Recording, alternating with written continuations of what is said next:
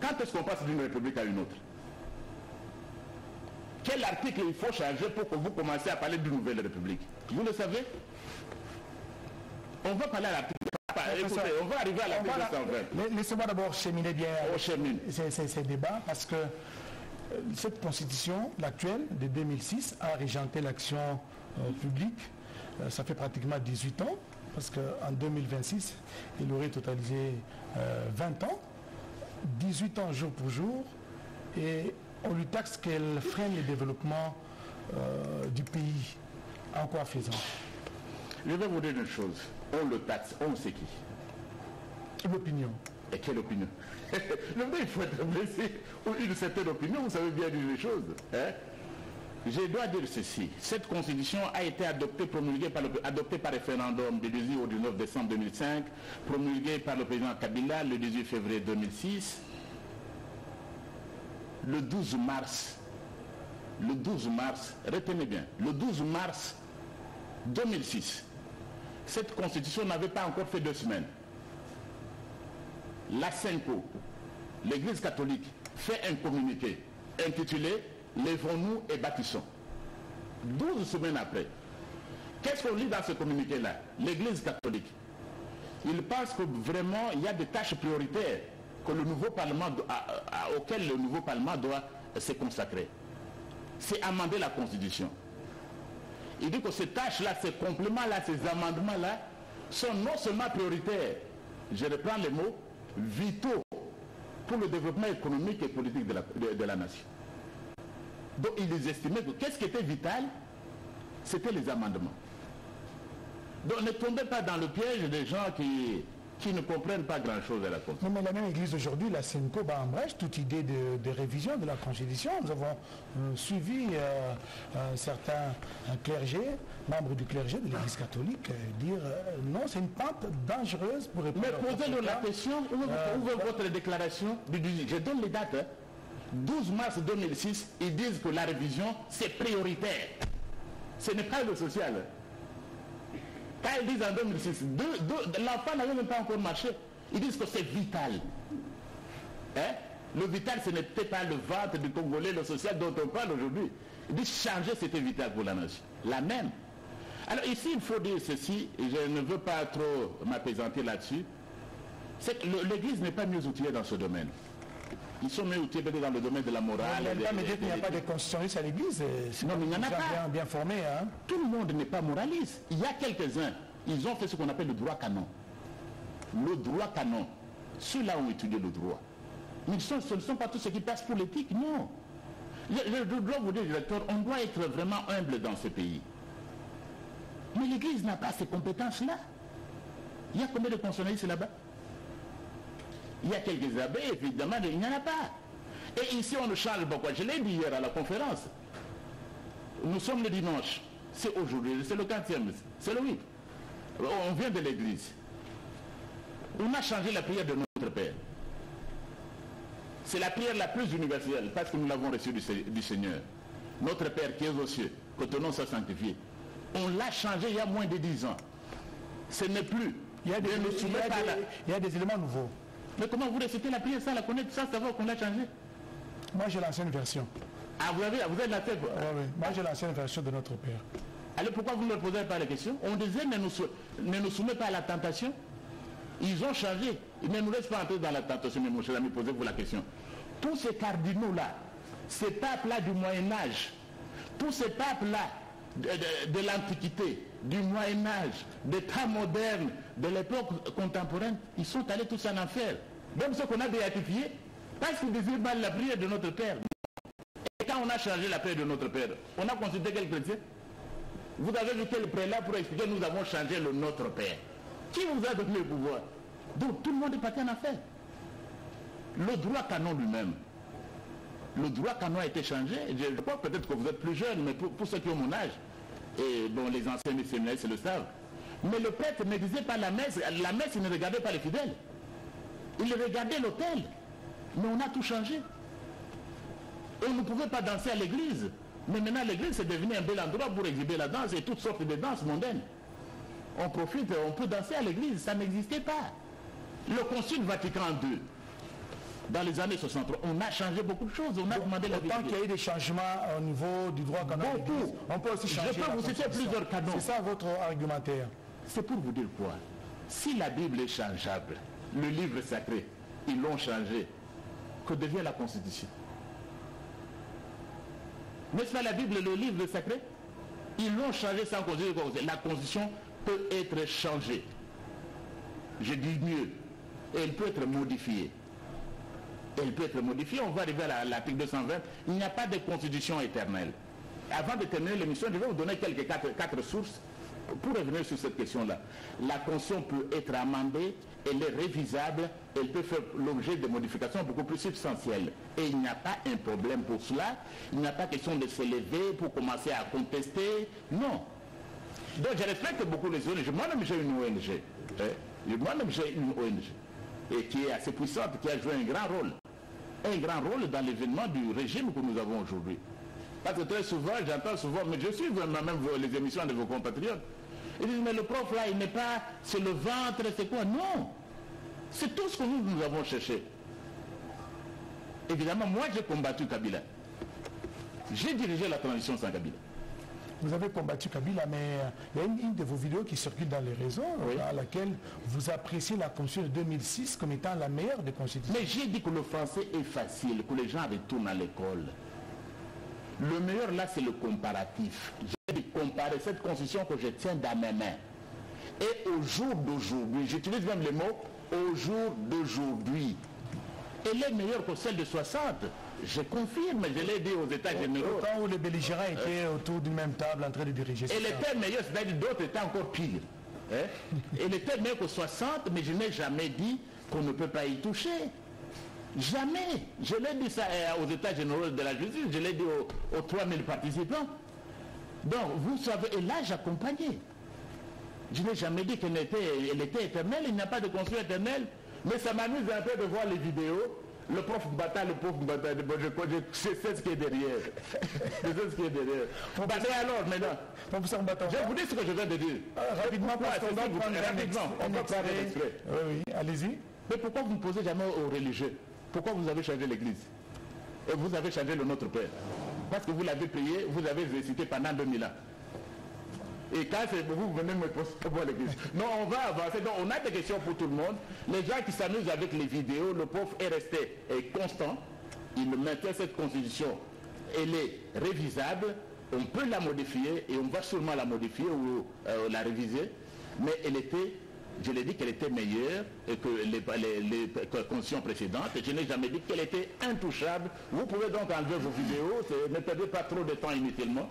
Et ce sont des choses qui s'écrivent. Et quand le prof Mbata parle des choses, il écrit. S'il vous plaît, le prof, les scientifiques ne discutent pas avec les gens qui sont sur le TikTok. Les constitutionnalistes de TikTok, de Facebook, des réseaux sociaux, ils savent que les universitaires, ils écrivent. Ils ne viennent pas sur les réseaux sociaux. Et ça, ce qui est dit, cette constitution, elle est révisable, on peut la modifier. Et la ligne où je vois les choses, et sera très sûrement modifiée. Merci, professeur. Mon point de vue, je voulais donner c'est votre point de vue, et vous continuez à vous donner toujours vos points de vue sur cette constitution. Ce que j'apprécie chez vous, vous avez levé un point du voile. Donc, il faut mettre la croix sur les concepts changement. Bon, il faut revenir à l'université. Il faut qu'on vous briefe, à ce moment-là, quand vous rentrez dans vos ONG qui sont de différentes sortes, comme ça vous savez utiliser les concepts. Nous allons prendre un extrait de l'adresse du président de la République. Vous le savez, le chef de l'État Félix Antoine Tshisekedi Tshilombo a entamé son itinérance, une tournée à travers les provinces.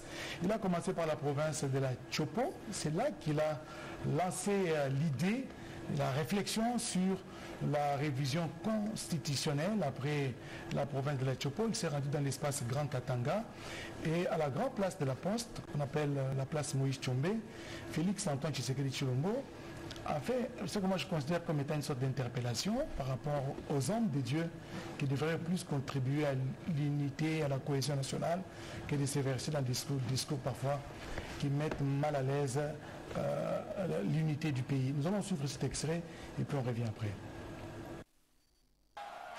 Permettez-moi de dénoncer la manipulation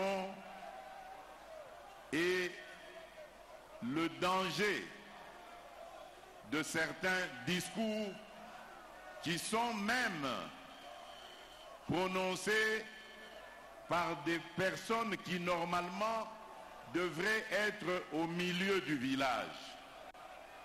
Je suis très inquiet quand j'entends des ministres de Dieu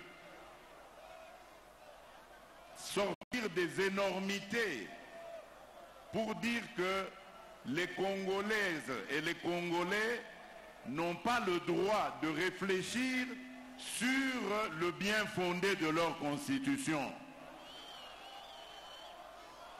Quel est ce peuple qui n'a pas le droit de se remettre à un moment donné de sa vie en question et de redéfinir ses orientations?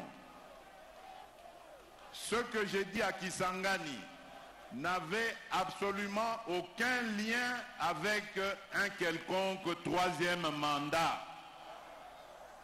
Mais vous avez entendu que cette fameuse opposition qui n'a rien à proposer, qui avait mordu la poussière très sérieusement lors des dernières élections, cette fameuse opposition cherche à manipuler la population en disant non au troisième mandat.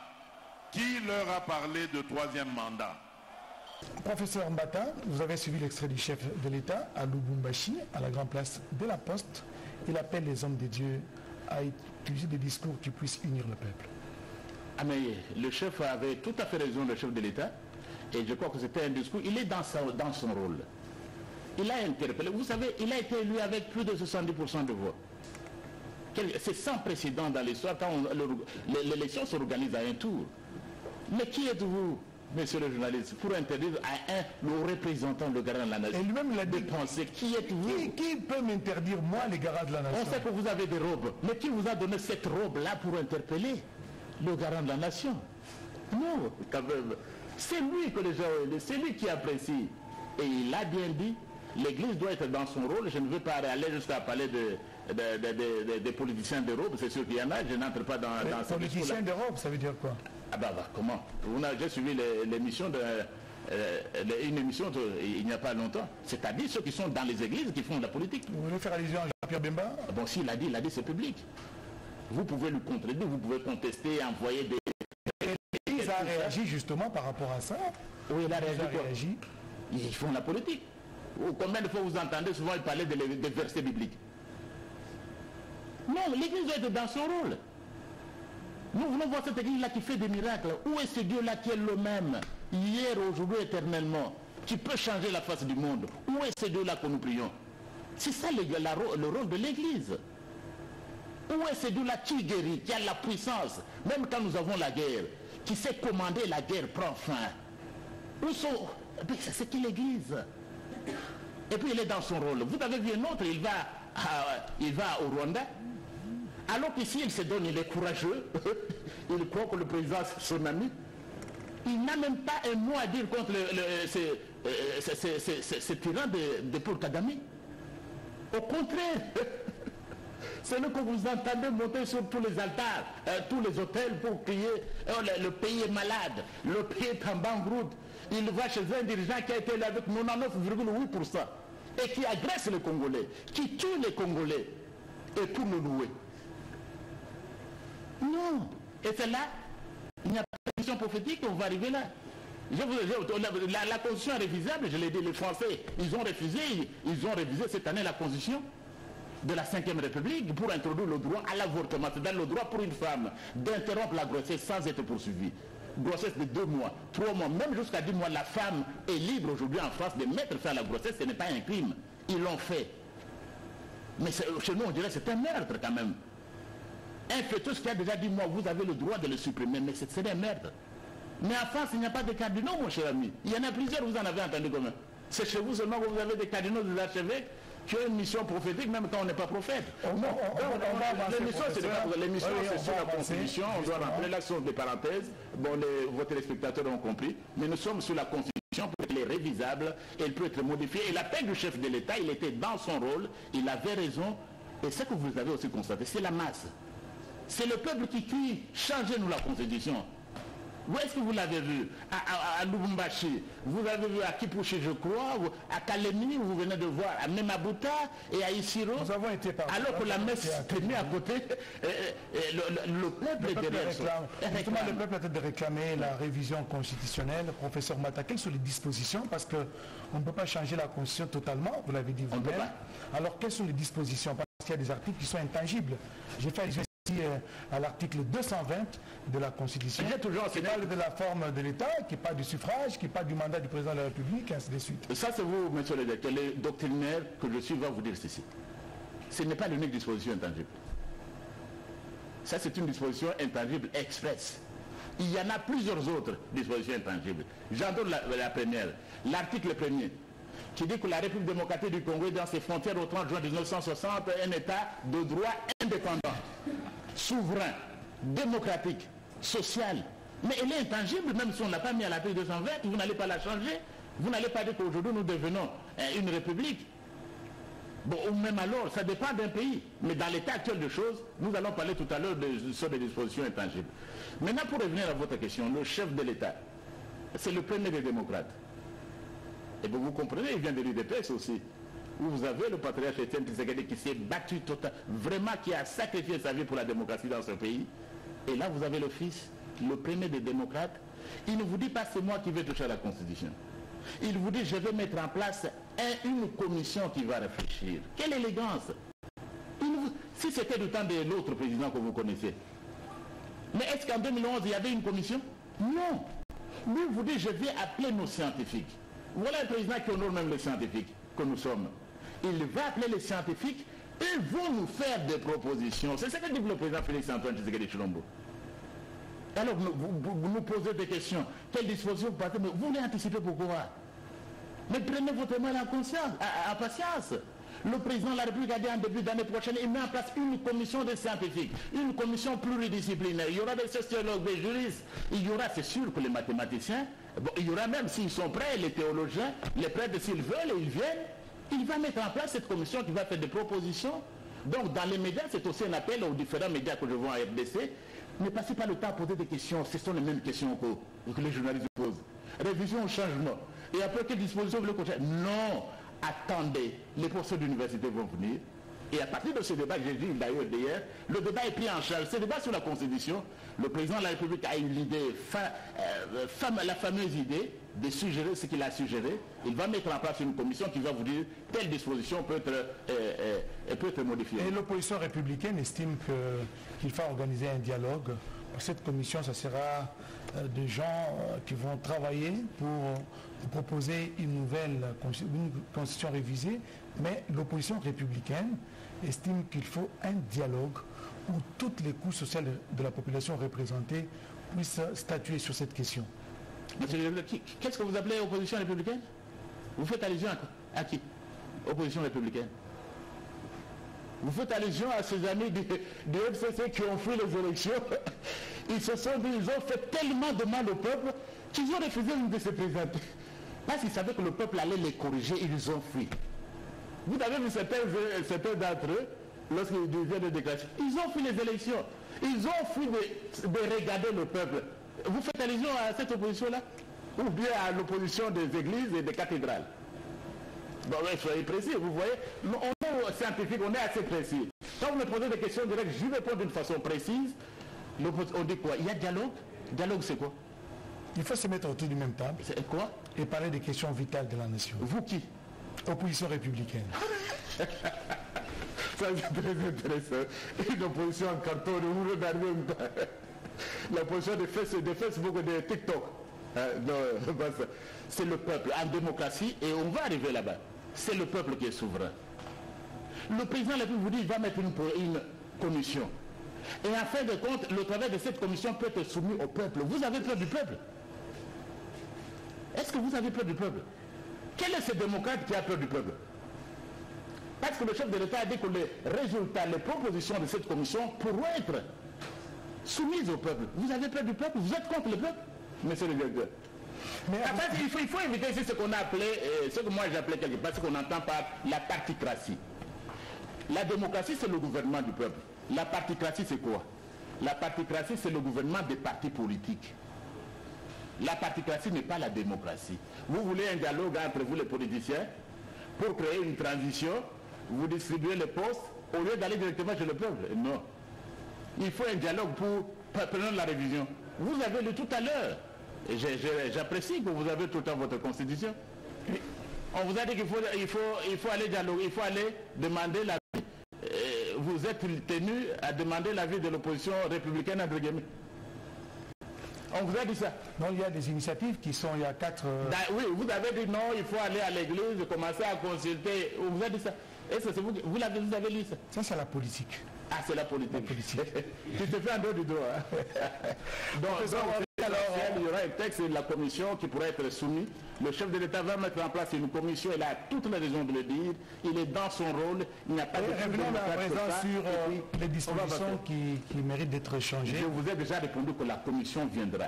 Mais plutôt posez-moi la question sur l'article 220. La commission va vous dire... Je reviens justement sur cet article, parce que j'avais promis d'y revenir, l'article 220. Vous voulez quelques-uns? Quelques-unes? Oui, quelques articles, oui, qui méritent d'être... Je donne une seule. Oui. Ou même deux. Deux dispositions. J'estime que l'article premier, le français, c'est d'être une langue officielle. Seul. Pourquoi 50 ans après l'indépendance, vous continuez à avoir une langue étrangère comme la langue officielle et vous mettez toutes vos langues comme inférieures? Le lingala, le chlouba, le kikobo et le swahili, elles sont des langues nationales. La langue officielle, c'est le français, 60 ans après. 60 ans après, vous êtes national. Bon, ça c'est moi, j'en ai beaucoup, je vous ai déjà dit. Oui. Le lingala, toutes ces langues doivent devenir officielles. J'ajoute même d'autres. L'anglais, d'autres deviennent officiels comme on le voit dans d'autres pays comme l'Afrique du Sud. Mais quel démocrate? Pendant 60 ans, vous êtes si content que la langue de l'étranger, de la colonisation, elle est au-dessus de tout, c'est notre langue officielle. Hein? Et puis vos langues là-bas, le chuluba, le kikongona, c'est inférieur, ce sont des dialectes beaux.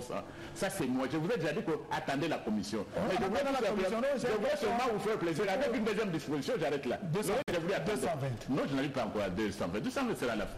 J'arrive à la nationalité. Vous savez, j'ai fait campagne pour le chef de l'État. Massivement élu. Dans toute la diaspora. Notamment Dimelengue. Vous êtes sorti maillot jaune. J'étais le meilleur élu du Kassai central. Plus de 23 000. Donc quand je parle, c'est tout un peuple qui parle. Ce n'est pas vous. Où est le peuple? Où est le peuple? Vous êtes le peuple? Vous n'avez jamais été élu, vous voulez parler du peuple. Quand le peuple Mbata parle, c'est 23 000 personnes derrière. Et c'est plus. Parce que ceux qui sont au Katanga, ils n'étaient pas des milliers, ils ne pouvaient pas voter pour moi. Je vois des milliers qui auraient voté pour moi à Lubumbashi. Je vois des milliers qui auraient voté pour moi ici. Mais malheureusement, c'est la disposition.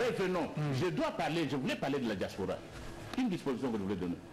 Quand on a fait campagne, nos compatriotes de la diaspora, ils ont insisté que les Congolais ne perdent pas sa nationalité d'origine. Nous allons être des Français, des Belges et nos enfants. Vous allez nous garder comme ça? Et je vous dis, j'ai reçu un appel il n'y a pas longtemps. Les Congolais qui sont maires dans les communes françaises, ils vont entrer dans le débat. Nous avons des Congolais maires. Ils vont entrer dans le débat pour nos enfants, la question de nationalité. Donc pour le reste, il y a beaucoup de dispositions. Prenez votre mal en patience. La commission scientifique que le président de la République, Félix Antoine Tshisekedi Tshilombo, mettra sur pied, va vous dire quelles dispositions à prendre. Mais professeur Mbata, vous arrivez à l'article 217 et puis 220. 217, vous êtes constitutionnaliste et moi je voudrais que vous donniez une meilleure interprétation. Il faut que je donne l'IE, c'est-à-dire que je ne déroute pas ceux qui me suivent sur le continent africain. C'est important. Que je ne déroute pas ceux qui me suivent en ce moment à New York City. Que je ne déroute pas ceux qui me suivent maintenant à Caire. Et ceux qui me suivent en ce moment à Pretoria. Je ne veux pas les dérouter, je reste dans la ligne. Je vais à l'article 220. Ici, d'abord, il y a...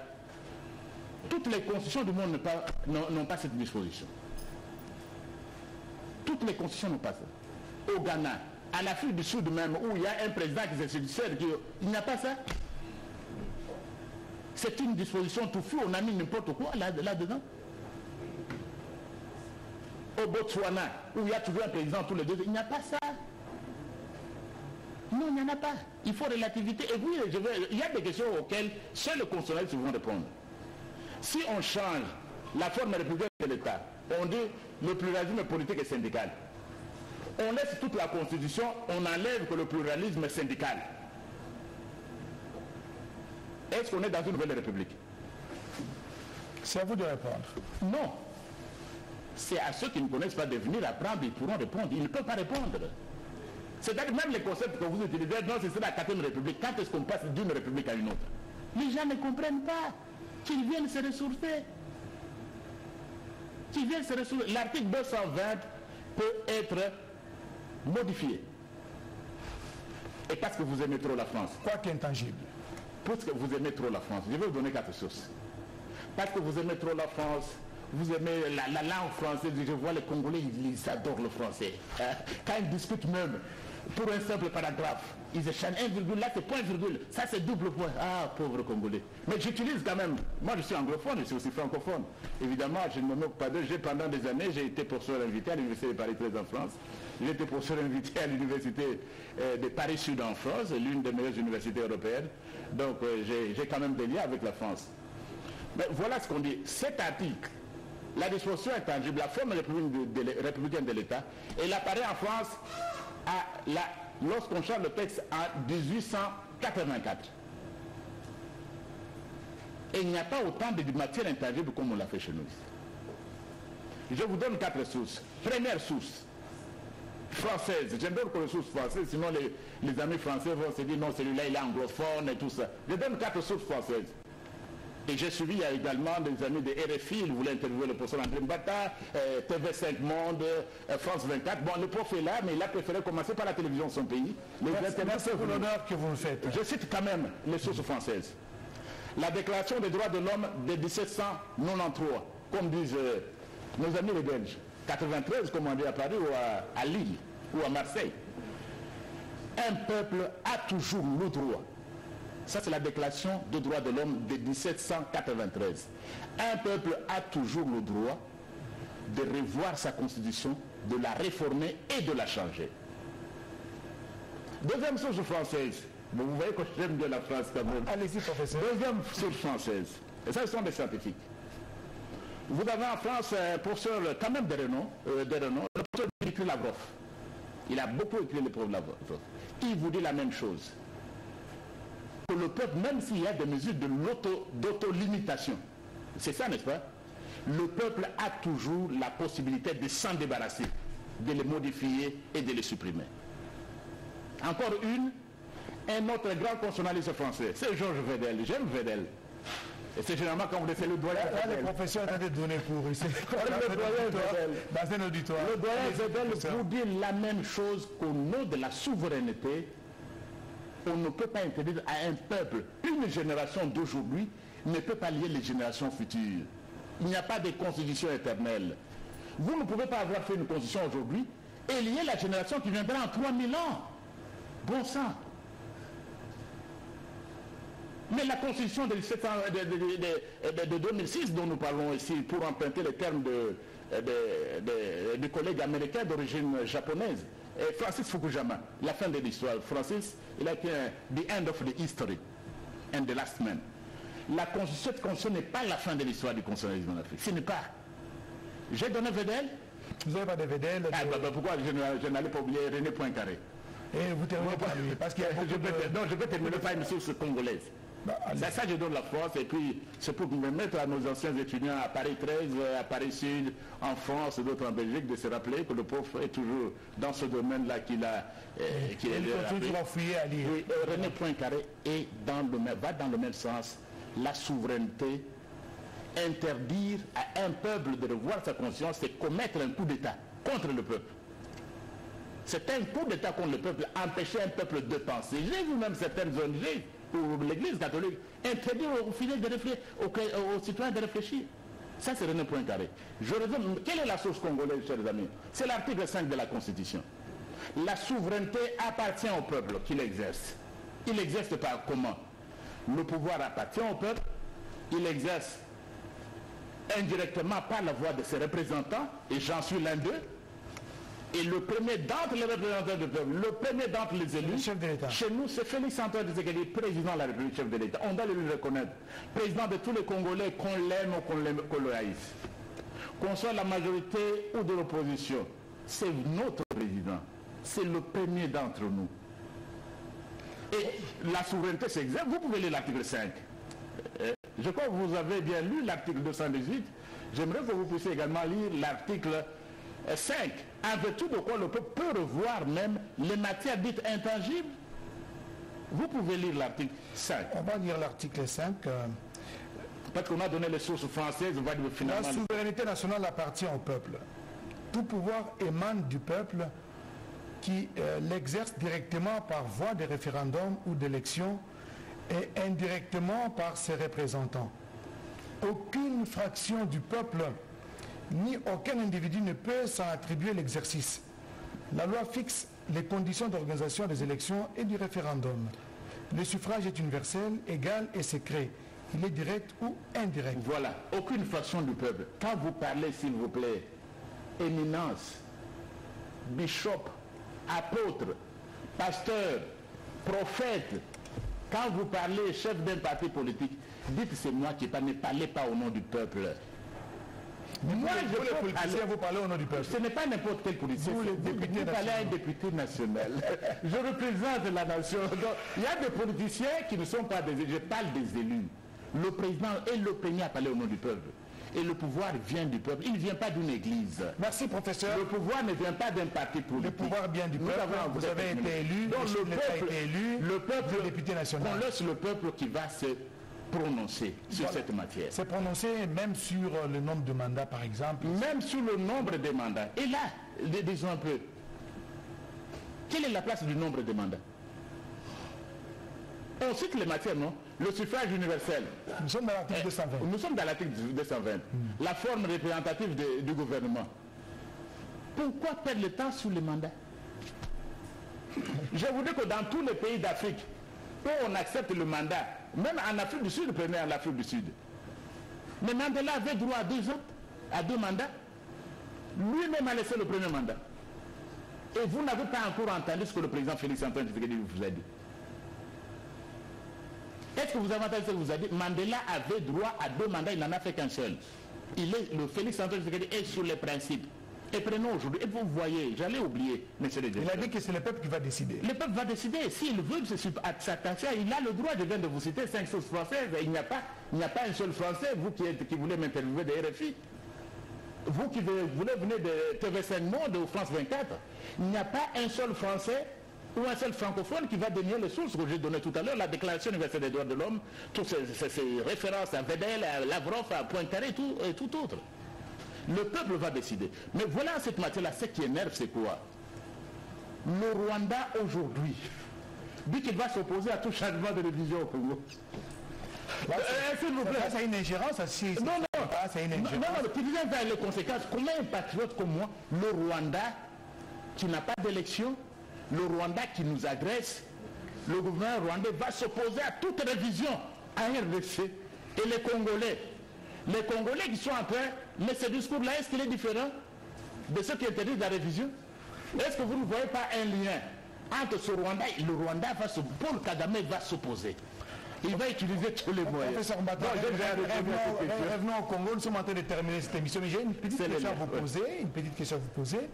Il y a une tribune d'un confrère, d'un journaliste, qui a dit Félix Tshisekedi se trouve un homme seul dans ce combat. On ne sent pas un certain accompagnement au niveau de l'Union sacrée pour la nation. Vous êtes le secrétaire permanent, le chef de l'État c'est lui qui parle. C'est à peine vous, peut-être d'autres acteurs politiques dans ce que moi je peux qualifier dans cette quête pour la révision constitutionnelle. Il y a un mutisme total au niveau de l'Union sacrée, même pas de réunion au niveau du présidium. Qu'est-ce qui se passe? Bon, je dois dire ceci. Au mois de mai, nous nous sommes retrouvés chez le chef de l'État, l'Union sacrée de la nation, députés, sénateurs, chefs de partis politiques. À cette occasion-là, le président de la République, Félix Antoine Tshisekedi Tshilombo, chef de l'État, haute autorité politique de l'Union sacrée de la nation, avait chargé le secrétaire permanent que je suis de tout faire pour redynamiser l'Union sacrée de la nation. C'est ce que nous avons essayé de faire, c'est ce que nous sommes en train de faire. Nous avons maintenant un siège. Je vais faire le rapport dans les jours qui viennent à la haute autorité politique de l'Union sacrée de la nation. Et le secrétaire permanent, c'est le porte-parole. Et vous le voyez. Donc l'Union sacrée prend maintenant les choses en charge. Le chef de l'État, Excellence, président de la République, haute autorité, vous n'êtes pas seul. L'Union sacrée de la nation est derrière vous. On l'a vu au Katanga. On l'a vu à Kalemi, on l'a vu à Bouta, on l'a vu à Essiro, on le voit dans la ville de Kinshasa, dans toutes les provinces. La nation est derrière la personne qu'elle a élue à peine avec 70%. Nous sommes derrière lui. L'Union sacrée, c'est la sortie du secrétaire permanent sur cette question. Et le secrétaire permanent de l'Union sacrée est derrière le chef de l'État, la haute autorité politique. Nous sommes dans un régime de liberté. Vous savez, dans une famille, tout le monde n'a pas le même courage. Chacun a son temps. Chacun va venir. Chacun va venir, mais chacun aussi est libre. Chacun va venir, mais à ce moment, il n'y a pas la moindre confusion possible. L'Union sacrée de la nation, ce n'est pas le présidium. C'est toute une organisation dont votre âme serviteur, dont je suis le porte-parole. Et vous me voyez, vous voyez les déclarations, vous voyez les conférences qui sont faites, vous allez voir toute la semaine qui va suivre, les choses ont commencé, les gens étaient trop pressés d'aller dans les débats. Ils étaient trop pressés d'épuiser leurs armes comme s'ils en avaient. Nous sommes sur le terrain, l'Union sacrée derrière la haute autorité politique, nous allons dans ce sens-là, il n'est pas seul, il ne sera jamais un homme seul. Bon, professeur, nous sommes en train de terminer, justement, c'est la fin de cette émission, mais vous êtes suivi en Belgique, partout ailleurs et je salue ceux qui sont à Joburg. Et un message à Washington DC. Un message à Washington, un message pour les Congolais qui vous suivent. Et un message à Paris, à Bruxelles, naturellement. Par rapport justement à cette question. Un message, chers compatriotes, j'étais ici pour parler de cette question importante de la Constitution, le chef de l'État, que vous avez élu massivement. Félix Antoine Tshisekedi Tshilombo, haute autorité politique de l'Union sacrée de la nation, a eu cette idée. Et que vous, en fait, il ne traduisait que vos aspirations. Il faut relire la Constitution de la République. C'est ce qu'il a demandé. Il va mettre en place une commission. Il n'a pas décidé. Vous ne vous attendez pas à mieux que ça. Vous qui l'avez élu comme président de la République. Il va mettre en place une commission qui va faire des propositions. Ce sera la révision ou la modification. Même l'article 220, je vous ai donné des sources pour vous qui êtes à Paris. Vous savez, nos amis, vous qui êtes au Bénin sûrement, je vois également ceux qui sont à Dakar, à l'université Cheikh Anta Diop, qui attendaient cette émission pour suivre, et bien aussi à l'université de Lomé, et à Cocody également. Bon, le groupe était là, oui, à Côte d'Ivoire, et à Cocody, oui, j'ai cité Cocody. Voilà. Donc, cette constitution, la nôtre, et l'article 218, allez sur Google, cette constitution, même les dispositions intangibles qui ne sont pas universelles, vous savez que dans tous vos pays, là que je viens de citer, ça n'existe pas toujours, mais on respecte. Ici, il y a l'article 220 qui peut être révisé et qui peut être modifié, s'il vous plaît, mais le peuple peut le faire, il en a le pouvoir. J'ai cité des sources que vous connaissez bien quand je vous donnais cours des travaux de séminaire là-bas. La Déclaration française des droits de l'homme. Le peuple a toujours le droit de changer. On ne peut pas le lui interdire. J'ai cité les grands que vous connaissez là, Lavrov, Vedel, Poincaré. Et la dernière source, c'était la Constitution congolaise elle-même. C'est la souveraineté nationale. Personne ne peut interdire un peuple. Le peuple est souverain, ce peuple est souverain. Il va suivre son chef de l'État. Je suis revenu en fait afin de construire l'Union sacrée de la nation, dont je suis le secrétaire permanent. Cette Union sacrée est derrière la haute autorité politique, son Excellence Félix Antoine Tshisekedi Tshilombo. Même s'il n'y a pas de réunion aujourd'hui, il n'est pas énorme. Les réunions se tiennent et il ne doit pas venir se tenir sur le plateau de la RTNC. Et puis vous êtes indépendant. Nous respectons votre indépendance. Sinon j'aurais des réunions, mais nous disons la RTNC et donne la voix et à l'opposition. Et il n'y a que nous qui avons pu le faire. Il a fallu attendre Félix Antoine Tshisekedi Tshilombo pour voir même les opposants, ils viennent ici, ils parlent. Et cette liberté de la presse dont vous jugez, et qui fait actuellement la fierté de la RTNC, je salue la direction, je salue votre programme, tous ces journalistes engagés dans la dynamique. Quand vous avez posé des questions, vous n'êtes pas poursuivi demain parce que vous avez posé des questions. D'ailleurs, il n'y a pas de questions trop difficiles pour les professeurs des universités. Vous n'êtes pas suivi parce que vous avez pris une mauvaise image, madame. Nous étions là. Donc, Félix Antoine Tshisekedi Tshilombo, président de la République démocratique du Congo, a initié, il a idéé cette idée-là. Il va mettre en place une commission. Je suis certainement persuadé que le peuple va suivre son chef. Merci beaucoup, professeur extraordinaire, André Mbata. Extraordinaire, c'est l'appellation, la terminologie des pays anglo-saxons. Ce n'est pas seulement la terminologie. Extraordinaire, c'est-à-dire qu'il a formé plus de 20 professeurs. En thèse. En thèse. Il a dirigé plus de 20 thèses doctorales. Mais ici à Kinshasa, en tout cas plus de 3. D'accord, professeur alors ordinaire chez nous. Voilà, merci mesdames, messieurs, ça n'est fini pour aujourd'hui. Je pense que nous allons retrouver le professeur Mbata dans d'autres tribunes parce que c'est parmi les rares constitutionnalistes dont la République démocratique du Congo dispose. Merci professeur d'être venu et de donner votre éclairage. Merci beaucoup, merci à la RTNC. Merci à vous tous qui nous avez suivis et à la prochaine.